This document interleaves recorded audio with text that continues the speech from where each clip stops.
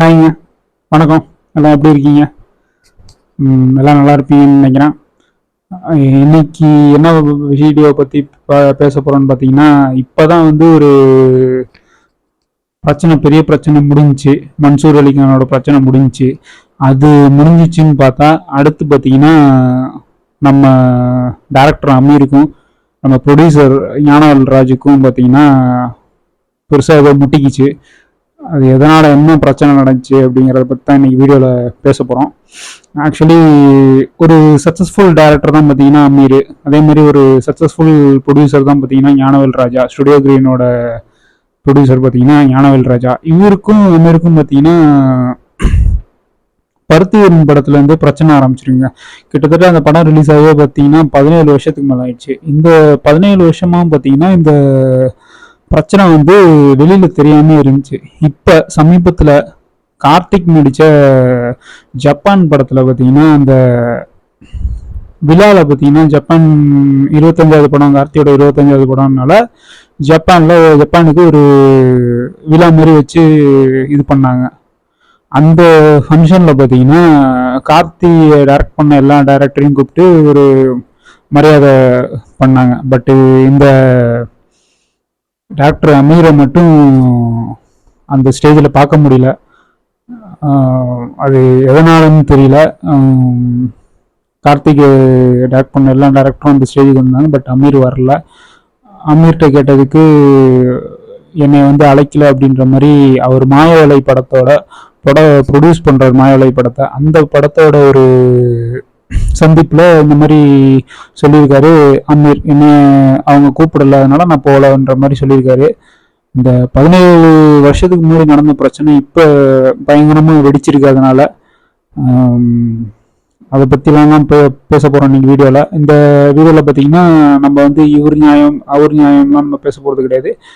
நம்ம என்ன பேச போகிறோன்னா இவங்க என்ன வாதத்தை வச்சாங்க, அவர் என்ன வாதத்தை வச்சாரு அப்படிங்கிற விஷயத்த மட்டும் தான் இன்னைக்கு பேச போகிறோம். நம்ம சேனலை சப்ஸ்கிரைப் பண்ணும் நல்லுள்ளங்கள் எல்லாத்துக்கும் கோடான கோடி நன்றிகள். மேலும் இந்த மாதிரி நிறைய விஷயங்கள் உங்கள்கிட்ட பேசணும், பகிர்ந்துக்கணுங்கிறது எனக்கு ரொம்ப ஆசையாக இருக்குது.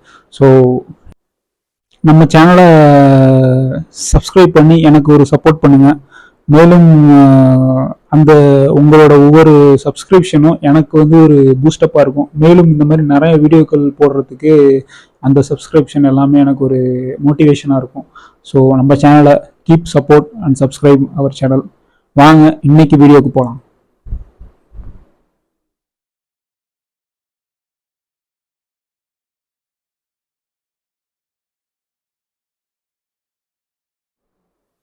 Once again welcome back to our channel MBC channel.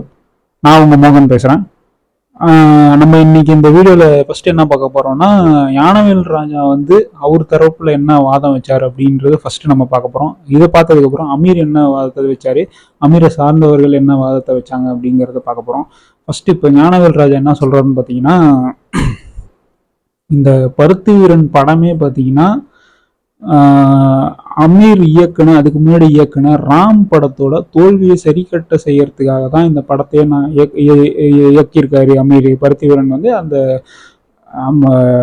ராம்ல விட்ட இதை வந்து இந்த படத்துல வந்து காம்பன்சேட் பண்றதுக்காக எடுக்கப்பட்ட படம் தான் பருத்திவீரன்ற மாதிரி சொல்றாரு.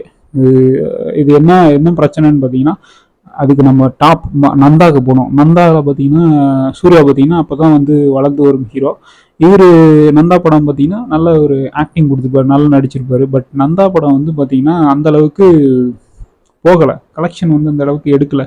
ஸோ கலெக்ஷன் எடுக்காதனால சூர்யா என்ன பண்ணியிருக்காருன்னா, அந்த நந்தா ப்ரொடியூஸ் பண்ண மகாவீர் சொல் அப்படிங்கிற கம்பெனியில் பார்த்தீங்கன்னா சூர்யா வந்து என்ன ப்ராமிஸ் பண்ணியிருக்காருன்னா, இந்த மாதிரி நான் வந்து உனக்கு கலெக்ஷன் அதிகமாக பண்ணுற மாதிரி ஒரு படம் நான் பண்ணித்தரேன், கண்டிப்பாக பண்ணித்தரேன் உங்கள் மேனரில் அப்படின்ற மாதிரி சூர்யா சொல்லியிருக்காரு. ஓகே, மகாவீர் அந்த ப்ரொடக்ஷன் டீமும் ஓகே பண்ணி கொடுங்க அப்படின்ற மாதிரி சொல்லியிருக்காரு. பட் இந்த படம் எடுக்கிறதுக்கு முன்னாடி பார்த்தீங்கன்னா அமீர்கிட்ட வந்து நான் கமிட் ஆகிட்டேன், அமீரோட படத்தை முடிச்சுட்டு உங்களுக்கு ஒரு நல்ல ஒரு படம் பண்ணித்தரேன், அவருக்கு நான் கமிட் பண்ணி கொடுத்துட்டேன், அந்த கமிட்மெண்ட்டை நான் மீறக்கூடாது அப்படின்னு சொல்லி மௌனம் பேசியது அப்படின்னு சொல்லி ஒரு படம் நடிக்கிறாரு சூர்யா. இந்த படம் பார்த்தீங்கன்னா இந்த படம் முடிகிறதுக்கு உள்ளாரே பார்த்தீங்கன்னா சூர்யாவுக்கும் அமீருக்கும் ப்ராப்ளம் ஆயிடுச்சு. அமீர் தான் அந்த படத்தோட டேரக்டரு. இந்த படம் எல்லாம் முடிஞ்சதுக்கப்புறம், ஷூட்டிங்லாம் முடிஞ்சதுக்கப்புறம் அமீருக்கும் சூர்யாவுக்கும் ப்ராப்ளம் ஆயிடுச்சு. ஸோ சூர்யா வந்து இந்த படத்தோட ஆடியோ லான்ச்சு கூட வரல. ஸோ அதனால் பார்த்தீங்கன்னா அமீருக்கும் சூர்யாவுக்கும் பிரச்சனை நடந்ததுனால ரெண்டு பேரும் வந்து ரொம்ப நாளாக பேசாமல் இருந்திருக்காங்க. பேசாமல் பார்க்காம இந்த மாதிரி ரெண்டு பேரும் ஒரு இதாக இருந்திருக்காங்க. அப்போ தான் பார்த்தீங்கன்னா ராம் படம் இயக்கி இது பண்ணுறாரு, ரிலீஸ் பண்ணுறாரு நம்ம அமீர். அவர் பார்த்தீங்கன்னா ஏதோ ஒரு விழாவில் பார்த்தீங்கன்னா ராம் படத்துக்கு ஏதோ ஒரு விருது கொடுக்குறாங்க. ஏதோ ஒரு விழாவில், ஏதோ ஃபாரின்ல எங்கேன்னு தெரில, விருது கொடுக்கும்போது சூர்யாவோட அப்பா சிவகுமாரை அழைக்கிறாரு அமீர், நீங்கள் வாங்க அப்படின்ற மாதிரி அழைக்கிறாரு. அப்போ என்ன பண்ணியிருக்காரு சிவகுமார், என்ன பண்ணியிருக்காரு, சரி போகலாம் அப்படின்னு சொல்லிட்டு அப்போ தான் பார்த்தீங்கன்னா இந்த ஞானவேல் ராஜா வந்து கூப்பிட்றாரு, இந்த மாதிரி வா நம்ம ஃபங்க்ஷனுக்கு போகலாம். அதாவது அஃப்கோர்ஸ் ஞானவேல் ராஜா பார்த்தீங்கன்னா சூர்யாவுக்கு தம்பி மாதிரி. அப்போ சிவகுமார் என்ன சொல்கிறாரு ஞானவேல் ராஜாட்ட, இந்த மாதிரி உங்கள் அண்ணனுக்கும் அமீருக்கும் தான் பிரச்சனை, நமக்கு எந்த ஒரு ப்ராப்ளமும் இல்லை, நம்ம போகலாம், அவன் ஏதோ கஷ்டப்பட்டு எடுத்துருக்கான் ராமுங்கிற படம், அந்த படம் எப்படி இருக்குது, அந்த விருது வாங்குது, அதை நம்ம போய் பார்ப்போம் அப்படின்ற மாதிரி அந்த விருது விழாவில் நம்ம கலந்து அவருக்கு வந்து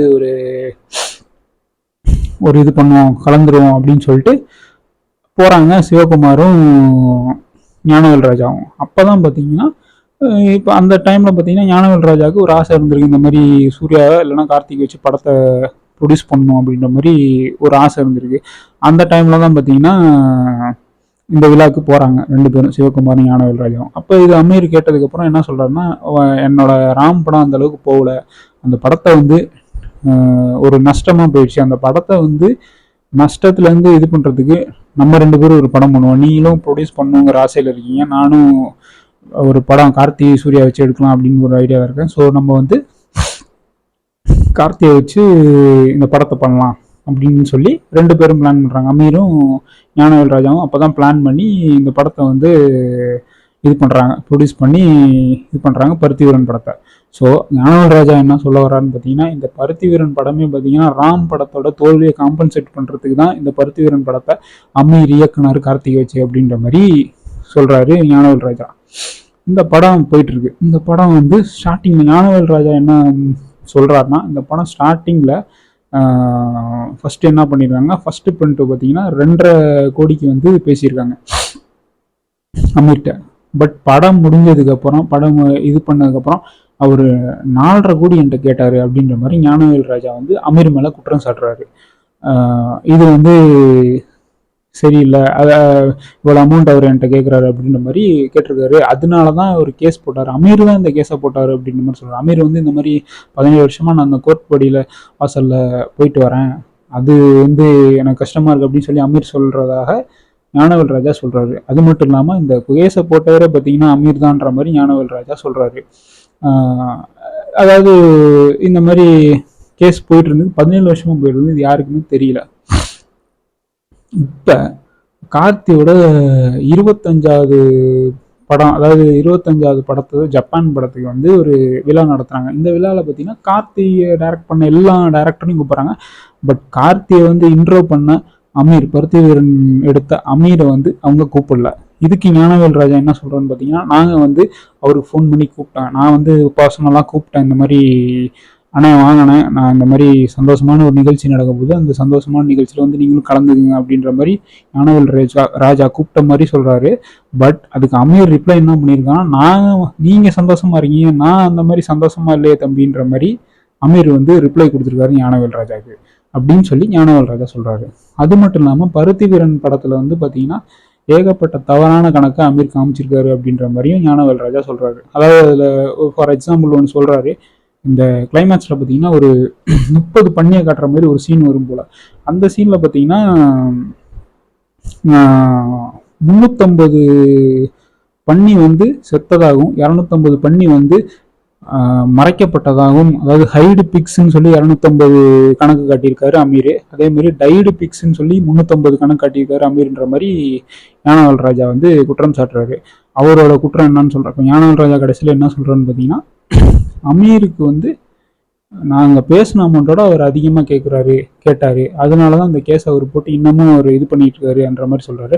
அதுக்கப்புறம் என்ன சொல்கிறாங்க ஞானவேல் ராஜா சொல்கிறாரு பார்த்தீங்கன்னா, அமீரால் ஒரு படத்தை வந்து முழுசாக எடுத்து முடிக்க முடியாது. எந்த ஒரு ஹீரோட்டையோ எந்த ஒரு ப்ரொடியூசர்ட்டையோ ஒரு படம் எடுத்ததுக்கப்புறம் சண்டையில தான் போய் முடிஞ்சிருது முட்டிக்குதுன்ற மாதிரி ஞானவேல் ராஜா வந்து குற்றம் சாட்டுறாரு. அது மட்டும் இல்லாமல் நிறைய பேர் வந்து இப்போ சுதான்னு சொல்லிட்டு இறுதி சுற்று படம் எடுத்தவங்க பார்த்தீங்கன்னா பருத்தி வீரன் படத்தை பார்த்து, அதாவது நம்ம அமீர் எடுத்த ராமா யோகின்னு நினைக்கிறேன், யோகி படத்தை பற்றி இந்த மாதிரி சொல்லியிருக்காராம். அதாவது மேக்கிங்கே நல்லா இல்லை, சரியில்லை, அவரோட எடுக்கிற மேக்கிங் சரியில்லைன்ற மாதிரி சுதா வந்து சொல்லி இது பண்ணியிருக்காரு. அந்த மாதிரி விஷயத்தெல்லாம் வந்து ஒரு இப்போ சுட்டி காட்டுறாரு ஞானவேல் ராஜா. ஸோ ஞானவேல் ராஜா தரப்பில் அமீரை பற்றி என்ன சொல்கிறாங்கன்னா, அவர் பேசின தொகைக்கு மேலே அமௌண்ட்டு கேட்டார். அது மட்டும் இல்லாமல் கார்த்தி ஃபங்க்ஷனில் கலந்துக்காமல் இருந்தது வந்து எங்களை இது பண்ணுற மாதிரி இருந்துச்சு அப்படின்ற மாதிரியும் அவரு குற்றச்சாட்டு வச்சிடுறாரு. இதுதான் இவரோட ஞானவேல் ராஜாவோட தரப்பு வாதம். அடுத்து நம்ம டாக்டர் அமீர் என்ன சொன்னார், அமீரோட நண்பர்கள் அவங்கெல்லாம் என்ன சொன்னாங்கன்ற பற்றி இப்போ நம்ம அடுத்து பார்க்க போகிறோம். அமீர் பார்த்தீங்கன்னா இப்போ ஒரு மாயவலை அப்படின்னு சொல்லி ஒரு படத்தை வந்து ப்ரொடியூஸ் பண்ணுறாருங்க அவர். அந்த நிகழ்ச்சியில் பார்த்தீங்கன்னா ஒரு ப்ரெஸ் மீட் நடந்திருக்கு. அந்த ப்ரெஸ் மீட்டில் ஒரு நிருபர் என்ன கேட்குறாருன்னா, இந்த மாதிரி ஜப்பான் இதில் வந்து ஜப்பான் விழாவில் வந்து கார்த்தியோட ஜப்பான் படத்தோட விழாவில் பார்த்தீங்கன்னா நீங்கள் ஏன் போகல, சூர்யா வந்து உங்களை அந்த விழாவில் வந்து பாராட்டி பேசினாரு, அதுக்கு வந்து நீங்கள் எதுவும் பதில் அளிக்கலையே, நீங்கள் ஏன் அந்த விழாவுக்கு போகல அப்படின்ற மாதிரி அமீர்கிட்ட கேட்குறாங்க. அப்போ அமீர் வந்து என்ன சொல்கிறாருன்னா, அவங்க வந்து என்னை வந்து கூப்பிடவே இல்லை, என்ன இந்த விழாவுக்கு கூப்பிடல, அவங்க ஏதோ ஒரு மேனேஜரை வச்சு இந்த மாதிரி என்னை வந்து கூப்பிட்ருக்காங்க, ஏன் அவங்க வந்து நேரடியாக என்கிட்ட வந்து பேசி கூப்பிடக்கூடாதா, அதில் என்ன தப்பு பிரச்சனை இருக்கா அவங்களுக்கு அப்படின்ற மாதிரி அந்த ப்ரெஸ் மீட்டில் அமீர் கேட்டிருக்காருங்க. இப்போ அமீர் தரப்பில் அவர் என்ன சொல்கிறான்னு பார்த்தீங்கன்னா, நான் வந்து இந்த விஷயத்தை பற்றி நான் எங்கேயுமே பேசலைங்க, இப்போ வந்து இந்த விஷயம் வந்து ஏன் வந்து இந்த மாதிரி என்னை இந்த அளவுக்கு பூம் ஆகுது அப்படிங்கிறது எனக்கு தெரில அப்படின்ற மாதிரி அமீர் சொல்கிறாருங்க.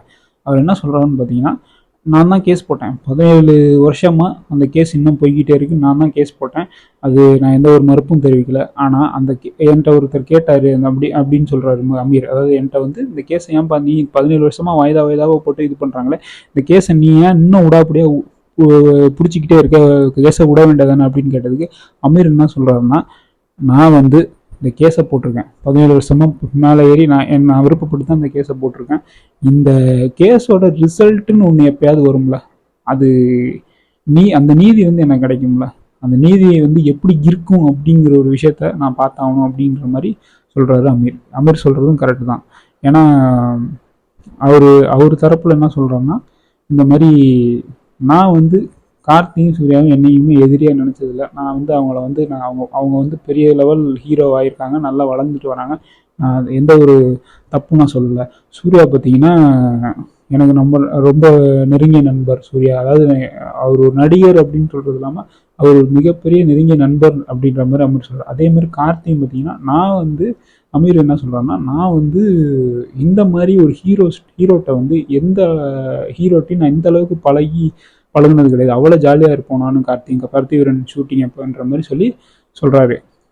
அப்போ என்ன சொல்ல வர்றாருன்னு பார்த்தீங்கன்னா,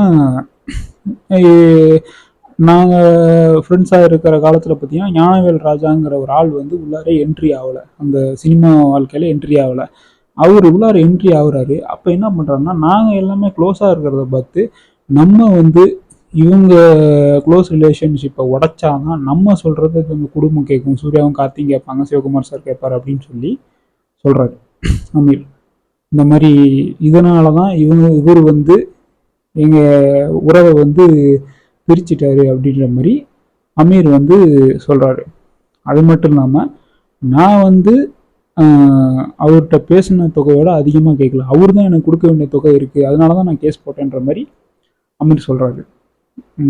அமீர் தரப்பில் பார்த்தீங்கன்னா நிறைய அவரோட ஃப்ரெண்ட்ஸ்னு பார்த்தீங்கன்னா Sasikumar sir, Samuthirakani sir, Ponvannan sir, அவங்கெல்லாம் பார்த்தீங்கன்னா ரொம்ப பெரிய கண்டனம் தெரிவிச்சிருக்காங்க இந்த ப்ரொடியூசர் ஞானவேல் ராஜா சார் பேசினதோட அந்த மீடியாவில் கொடுத்த பேட்டிக்கு வந்து பார்த்திங்கன்னா ரொம்ப பயங்கரமான கண்டனம் தெரிவிச்சிருக்காரு. அது மட்டும் இல்லாமல் நாங்களே பார்த்துருக்கோம், சசிகுமார்லாம் என்ன சொல்லியிருக்காருன்னு பார்த்தீங்கன்னா, நாங்களே கடனை கொடுத்துருக்கோம். நாங்கள் வந்து டேரக்டர் அமீர் சாருக்கு வந்து நாங்கள் கடன் கொடுத்து அவர் அந்த படத்தை அவ்வளோ கஷ்டப்பட்டு அந்த படத்தை எடுத்தார், நீங்கள் எப்படி சொல்லலாம் நீங்கள் காசு கொடுத்தேன்னு சொல்லி, இந்த மாதிரி பொய் சொல்லாதீங்க அப்படின்ற மாதிரி சசிகுமார் சொல்கிறாரு. சமுத்திரகனி என்ன சொல்கிறாருன்னு பார்த்தீங்கன்னா, எப்படி இந்த தைரியம் வந்துச்சு, இந்த அளவுக்கு பேசுறதுக்கு உங்களுக்கு எப்படி தைரியம் வந்துச்சு, இது இந்த விஷயத்தை பற்றி அந்த களத்தில் ஜப்பான் விழாவில் இருந்த சூர்யாவும் கார்த்தி ஏன் இன்ன வரைக்கும் மௌனம் காத்துட்டு இருக்காங்க, அவங்க ஏதாவது பேச சொல்ல வேண்டியதானே, அவங்க ஏதாவது பேசணுமே அப்படின்ற மாதிரி சமுத்திரகனி வந்து ட்விட்டர் போட்ட எக்ஸ் பக்கத்தில் ட்வீட் போட்டிருக்காரு. அதே மாதிரி பொன்னோன்னு என்ன சொல்லியிருக்காருன்னு பார்த்தீங்கன்னா, அவர் அந்த படத்தை கஷ்டப்பட்டு ஏகப்பட்ட பேர்த்துல கடனை வாங்கி அந்த படத்தை எடுத்தது எனக்கே தெரியும். நீங்க வந்து ஒரு இருட்டறையில் முரட்டு குத்து அப்படின்னு சொல்லி ஒரு படம் எடுத்தீங்க, ப்ரொடியூஸ் பண்ணீங்க, அந்த படத்தையும் பருத்திவீரன் ஒன்றா நினைச்சிட்டீங்களா? அவர் எவ்வளோ கஷ்டப்பட்டு அந்த படத்தை எடுத்திருக்காரு, அவரை வந்து ஒரு திறமை இல்லாதவர், ஒரு திருடன் அப்படின்னு சொல்லி நீங்க சொல்றது வந்து ரொம்ப பெரிய கண்டனத்துக்கு உரியதுன்ற மாதிரி பொன்னன் சார் சொல்றாரு. அதே மாதிரி ஞானவேல் ராஜா என்ன சொல்றாங்கன்னா, சுதா அந்த இறுதி சுற்று படம் எடுத்த சுதா டைரக்டர் பார்த்தீங்கன்னா இவருக்கு மேக்கிங்கே பண்ண தெரியாது அப்படின்ற மாதிரி சொன்னாங்கன்னு சொல்லி சொன்னாரு ஞானவேல் ராஜா. பட் அதுக்கு எதிர்மறையா ஞானவேல் ராஜாக்கு அவர் சொன்ன கூற்றுக்கு எதிர்மறையா சுதா என்ன ட்விட்டர் போட்டிருக்காங்கன்னா, அந்த இறுதி சுற்று படத்துல நடித்த 2 ஹீரோயினையுமே நான் வந்து பருத்திவீரன் படத்தை பார்த்து இது வந்து தமிழ் சினிமாவில் ஒரு மிகப்பெரிய படைப்பு இந்த படம் அப்படின்னு சொல்லி நான் வந்து இந்த ஹீரோயினை வந்து பருத்திவீரன் படத்தை பார்க்க சொன்னேன்ற மாதிரி சுதா சொல்லி அவங்க இதை சொல்கிறாங்க. ஸோ இந்த மாதிரி போயிட்டுருக்கு. ஞானவேல் ராஜா சொன்னது ஃபுல்லுமே பொய் அப்படின்ற மாதிரி நிறைய அமீரோட முதல் ப்ரொடியூசர் அவரும் சொல்லியிருக்காரு. அமீர் வந்து ஒரு அப்பழுக்கற்ற ஒரு ஆள், ஒரு நடிகர், ஒரு இயக்குனர், அவர் மேலே இந்த மாதிரி ஒரு பழிய போடாதீங்க ஞானவேல் ராஜா அப்படின்ற மாதிரி சொல்லியிருக்காருங்க. அதே மாதிரி அமீரோட ரொம்ப க்ளோஸ் ஃப்ரெண்டான பாரதி ராஜாவோட அக்கா பையன் குமார் அப்படின்னு சொல்லி ஒரு ப்ரொடியூசர் இருக்காரு. அவரு பார்த்தீங்கன்னா இப்போ என்ன சொல்லியிருக்காருன்னு பார்த்தீங்கன்னா, இந்த படத்தை வந்து ஃபஸ்ட்டு வந்து என்ன சொல்கிறாங்கன்னா, இந்த படம் வந்து ராம் படத்தோட தோல்விக்காக எடுக்கப்பட்ட படம் அப்படின்னு சொல்லி ஞானவேல் ராஜா சொல்கிறாரு. அதுவே முதல்ல பொய் அப்படின்ற மாதிரி சொல்கிறாரு. இந்த படத்தை வந்து ஃபஸ்ட்டு பார்த்தீங்கன்னா பிரிண்ட் பார்த்தீங்கன்னா 3.5 கோடிக்கு பேசியிருக்காங்க. 3.5 கோடிக்கு பேசிகிட்டு இருக்கும்போது அட்வான்ஸாக பார்த்தீங்கன்னா ஒரு 1.5 கோடி 1,60,00,000 வந்து ஃபஸ்ட்டு செட்டில்மெண்ட் பண்ணியிருக்காங்க அமீருக்கு. இந்த படம் போயிட்டு இருக்கும்போது பார்த்தீங்கன்னா சூர்யா வராரு. சூர்யா வந்து அமீர்கிட்ட சொல்லியிருக்காருன்னா, இந்த மாதிரி இந்த படம் வந்து நாங்கள் இனிமேல் ஞானவேல் ராஜா வச்சு எடுக்க போகிறது கிடையாது, ஸோ இந்த படத்தை நீங்களே உங்கள் இதிலே வச்சு எடுத்துருங்க அப்படின்ற மாதிரி சொல்லிட்டு போகிறாரு சூர்யா. சரின்னு சொல்லி அமீரும் பார்த்தீங்கன்னா ஏகப்பட்ட கடனை வாங்கி கிட்டத்தட்ட 3.5 கோடியோட மூவி பார்த்தீங்கன்னா 5 கோடிக்கு கடன் வாங்கி படத்தை முடிக்க போகிற ஸ்டேஜ் ஆயிடுச்சு. அப்போ பார்த்தீங்கன்னா ஞானவேல் ராஜா வராரு. ஞானவேல் ராஜாவும்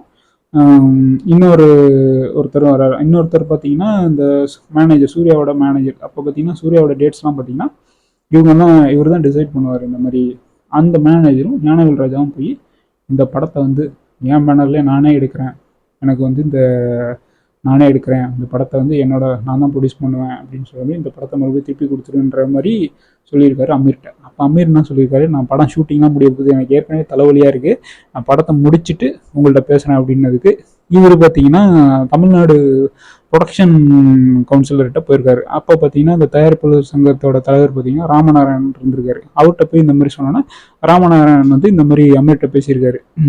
அப்போ வந்து இவர் இந்த நண்பர் அமீரோட நண்பர் குமார், அந்த பாரதி ராஜாவோட சிஸ்டர் பையன், அவரு வந்திருக்காரு. அப்போ பார்த்தீங்கன்னா அமீர்கிட்ட வந்து ராமநாராயணன் என்ன சொல்கிறாரு, நீங்கள் படத்தை பேசாமல் கொடுத்துட வேண்டாதானே அப்படின்ற மாதிரி சொல்லியிருக்காரு அமீர்கிட்ட.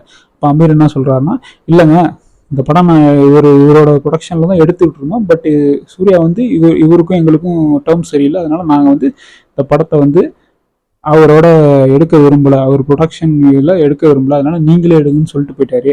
ஸோ நான் கஷ்டப்பட்டு செலவு பண்ணி 5 கோடிக்கு நான் வந்து இந்த படத்தை செலவு பண்ணி இது பண்ணியிருக்கேன், ஸோ இந்த மாதிரி என்னால் எடுக்க முடியாது, இவர் கொடுக்க முடியாது அப்படின்ற மாதிரி சொல்கிறாரு. அப்போ ராமநாராயணன் என்ன சொல்லியிருக்காருன்னா, அவரு கொஞ்சம் ஃபோர்ஸ் பண்ணியிருக்காங்க. அப்போ தயாரிப்பாளர் சங்கரும் இல்லை நீங்கள் அமீர் கொடுத்துருங்க அப்படின்ற மாதிரி ஃபோர்ஸ் பண்ணியிருக்காங்க. அப்போ வந்து இவங்க கேட்டிருக்காங்க, இல்லை சரி நான் கொடுக்குறேன், பட் எனக்கு 5 கோடி கொடுங்க, நான் 3.5 கோடிக்கு படத்தை வந்து எடுக்க முடியாமல் இன்னொரு நிறைய கடனை வாங்கி இந்த படத்தை வந்து 5 கோடிக்கு முடிச்சிருக்கேன் எடுத்து. ஸோ இவங்க போய் நான் 3.5 கோடி இல்லாமல் எனக்கு 1.5 கோடி எக்ஸ்ட்ரா கொடுங்க, நான் அந்த படத்தை வந்து நான் ரிலீஸ் பண்ணி அவங்க இதுலேயே பேனர்லேயே ரிலீஸ் பண்ண விட்றேன் அப்படின்ற மாதிரி சொல்கிறேன். அதுக்கு ஞானவேல் ராஜா என்ன சொல்கிறான்னு பார்த்தீங்கன்னா, நாங்கள் வந்து 3.5 கோடிக்கு தான் உங்கள்கிட்ட பேசணும், அந்த 3.5 கோடிக்கு தான் எங்களால் இந்த படத்தை வாங்க முடியும், எக்ஸ்ட்ரா எங்களால் தர முடியாதுன்ற மாதிரி சொல்லியிருக்காரு. அப்போ வந்து இந்த ராமநாராயணன் தயாரிப்பாளர் சங்க தலைவர் ராமநாராயணன் இருந்திருக்காரு. இவரும் பார்த்தீங்கன்னா இல்லை அமீர், நீங்கள் பேசுனது 3.5 கோடி தான், அதனால 3.5 கோடிக்கே நீங்கள் கொடுத்துருங்க அப்படின்னதுக்கு அந்த அமீரோட நண்பர் பார்த்தீங்கன்னா அமீரும் பார்த்தீங்கன்னா இல்லை எங்களால் கொடுக்க முடியாது, நாங்கள் கொடுக்க மாட்டோம், நாங்களே ரிலீஸ் பண்ணிக்கிறோம்னு சொல்லி ஏகப்பட்ட கம்பெனிஸுக்கு இந்த 5 கோடி இந்த படத்தை வந்து 5 கோடி செலவுக்காக ரிலீஸ் பண்ணுறதுக்காக ஏகப்பட்ட கம்பெனிஸ் ஏறி இறங்கியிருக்காங்க. அவங்களால எந்த இதுவும் பண்ண முடியல. அதுக்கப்புறம் மறுபடியும் பார்த்தீங்கன்னா இந்த பிரச்சனை வருது. ஞானவேல் ராஜா வந்து நான் என்னோட ப்ரொடக்ஷன் யூனிட்லேருந்து அந்த படத்தை ரிலீஸ் பண்ண போகிறேன் அப்படின்னு சொல்லி பிரச்சனை வருது. இந்த பிரச்சனை பார்த்தீங்கன்னா அப்போ சிஎம்மாக இருந்த கலைஞர் கருணாநிதி வரைக்கும் போயிடுச்சு. அப்போ போனதுக்கப்புறம் ராமநாராயணன் மறுபடியும் அமீரை கூப்பிட்டு சொல்லியிருக்காரு, உங்கள் 2 பேர் பிரச்சனையும் பார்த்தீங்கன்னா தலைவர் கலைஞர் வரைக்குமே போயிடுச்சு, ஸோ அந்த படத்தை வந்து கொடுத்துருங்க அப்படின்னதுக்கப்புறம் அமீர் என்ன பண்ணியிருக்காரு, சரி இந்த பிரச்சனை வேணாம், தலைவலி வேணாம், எதுக்கு இந்த மாதிரி நம்ம பிரச்சனை பண்ணிட்டு, ஸோ அந்த படத்தை கொடுத்துரும் அப்படின்ற மாதிரி ஸோ இது பண்ணியிருக்காங்க. அப்பயுமே பார்த்தீங்கன்னா இந்த அமீரோட நண்பர் குமார் பார்த்தீங்கன்னா வேணாம் நம்மளே ரிலீஸ் பண்ணலாம்னு சொன்னதுக்கு, இல்லைங்க என்னை வந்து ரொம்ப காரணம் பண்ணுறாங்க, இந்த படத்தை வந்து அவங்களே ரிலீஸ் பண்ணிட்டு போட்டோம் அப்படின்ற மாதிரி அமீர் வந்து சொல்லிடுறாருங்க, இந்த மாதிரி நீங்களே ரிலீஸ் பண்ணுங்க அப்படின்னு சொல்லிட்டு. ஆனால் இந்த ஞானவேல் ராஜா வந்து 3.5 கோடிக்கு தான் வாங்கியிருக்காரு. பட் இன்னும் அந்த 5 கோடி செலவு பண்ணி எடுத்தாருங்க அமீர். இவர் வந்து 3.5 கோடிக்கு வந்து அந்த படத்தை வந்து ஃபஸ்ட்டு பேசியிருக்காரு. ஆனால் நடுவில் பார்த்தீங்கன்னா இவரால் இந்த படத்தை எடுக்க முடியாமல் போயிட்டு மறுபடியும் வந்து அதே 3.5 கோடிக்கு கேட்டிருக்காரு. பட் அமீர் பார்த்தீங்கன்னா அப்போ இன்னும் எக்ஸ்ட்ரா 1.5 கோடி செலவு போட்டு அந்த படத்தை வந்து எடுத்திருக்காரு. அதனால அமீர் பார்த்தீங்கன்னா நியாயமாக எனக்கு 5 கோடி கொடுங்க, நான் அந்த படத்தை உங்களுக்கு கொடுத்துறேன் அப்படின்னு கேட்டதுக்கு 3.5 கோடி கொடுத்து தான் கடைசியில் இந்த படத்தை வாங்கியிருக்காங்க. அந்த ஏன் இப்படி வாங்கிட்டாங்கன்னு பார்த்தீங்கன்னா அப்போதைக்கு பார்த்தீங்கன்னா ப்ரெஷர் ஆயிடுச்சு. அதாவது வந்து நீ வந்து இப்போதைக்கு 3.5 கோடி இது பண்ணிட்டு வாங்கி கொடுத்துரு படத்தை, நான் கண்டிப்பாக வாங்கி தரோன்ற மாதிரி தயாரிப்பாளர் சங்கம் வந்து பேசியிருக்கு அமீர்கிட்ட. இவரும் வந்து அந்த ப்ரெஷரு அந்த பிரச்சனைனால சரின்ட்டு 3.5 கோடிக்கே படத்தை வித்துட்டாருங்க. 1.5 கோடி அப்புறம் வாங்கிக்கலாம் அப்படின்னு சொல்லிட்டு இன்னும் வரைக்கும் அந்த 1.5 கோடி தரவே இல்லை ஞானவேல் ராஜா டீம். ஸோ அந்த பிரச்சனையாக தான் 17 வருஷமாக அந்த கேஸ் போயிட்டுருக்கு. அது மட்டும் இல்லாமல் இது என்ன சொல்கிறான்னா, ஒரு அமீரோட ஃப்ரெண்டு குமார் என்ன சொல்கிறான்னு பார்த்தீங்கன்னா, அவர் வந்து ரொம்ப ஏளனமாக பேசுகிறாரு, ஹைடு பிக்ஸ்லாம் பேசுகிறாரு ஞானவேல் ராஜா. அவருக்கு வந்து இந்த பன்னி கதை மட்டும்தான் தெரியும். ஆனால் அவர் எவ்வளோ கஷ்டப்பட்டு இந்த பருத்தி வீரன் எடுத்தார். அந்த பருத்தி வீரன் வந்து கார்த்திக் எவ்வளோ ஒரு பெரிய மைல் ஸ்டோனு. சிவகுமார் வந்து ஏன் வந்து அமீர்கிட்ட போய் கார்த்திகை ஃபஸ்ட்டு இன்ட்ரோ பண்ணாருங்கிறதெல்லாம் விஷயத்தெல்லாம் மறந்துட்டாரு. அவர் பாட்டுக்கு அவர் இஷ்டத்துக்கு பேசுகிறாரு, அமீருக்கு திறமையே இல்லைன்ற மாதிரி அப்படின்ற மாதிரி அமீரோட ஃப்ரெண்டு குமார் பார்த்தீங்கன்னா சொல்கிறாருங்க. ஸோ இதில் யார் பக்கம் நியாயம் யார் பக்கம் அநியாயம் அப்படின்னு சொல்லி இன்ன வரைக்கும் யாருக்கும் தெரியல. ஸோ இந்த விஷயம் வந்து இன்னும் எவ்வளோ பிரச்சனையை கொண்டு வர போகுதுன்றதும் நமக்கு தெரியல. வெயிட் பண்ணி தான் பார்க்கணும் இந்த பிரச்சனை எதில் போய் கொண்டு போய் முடிய போகுது. இந்த பிரச்சனை வந்து அவங்க 1-to-1 பேசினா சால்வ் ஆகுமா அப்படிங்கிறது பொறுத்துன்னு தான் பார்க்கணும்.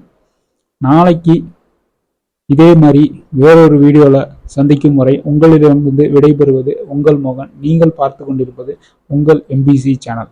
என்னோட சேனலை சப்ஸ்கிரைப் பண்ணி ஆதரிங்க. மேலும் இந்த மாதிரி நிறைய வீடியோ போடணுன்ட்டு எனக்கு ஒரு ஆசையாக இருக்குது. உங்கள்கிட்ட அந்த விஷயங்கள்லாம் பகிர்ந்துக்கணும் எனக்கு ஒரு மிகப்பெரிய ஆசையாக இருக்குது. So support and subscribe my channel. Thank you.